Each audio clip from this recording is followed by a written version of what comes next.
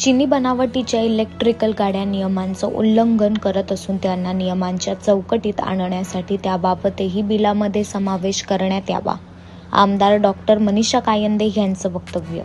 सूचना करा. हो, सूचना. धन्यवाद सभापती महोदय. हे जे विधेयक आणलेलं आहे क्रमांक 24 नंबर, याच्यामध्ये मला एकच सूचना करावीशी वाटते की आपल्याकडे चीनी बनावटीच्या बेकायदेशीर इलेक्ट्रिकल दुचाकीची संख्या वाढलेली आहे. तिरंगा असेल, जीप असेल, ग्रीन बोल्ट, या अनधिकृत आणि नोंदणीकृत ही सगळी नाही आहेत. त्याच्यामध्ये अपघात होत आहेत. आपल्याला माहिती आहे स्विगी, झोमॅटो हे सगळे डिलिव्हरी वर्कर्स, गिग वर्कर्स हे सगळं वापरतात आणि पोलिसांवर देखील यांना कुठल्या कायद्याखाली त्यांच्यावर शासन करावं किंवा फाईन लावावी किंवा शिक्षा करावी ही सुद्धा तरतूद नाहीये.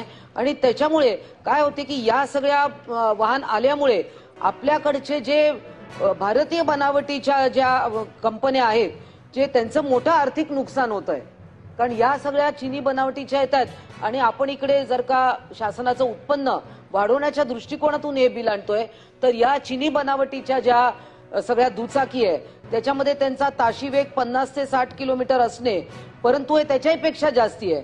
त्यांचं बॅटरीचं वजन, आपण त्याच्यावरही नियम आहे. पण हे सगळेच नियम कुठेतरी याच्यावर गल्लत होते, याच्यावरही काहीतरी या बिलामध्ये इन्क्लूड करावं अशी माझी विनंती आहे. धन्यवाद.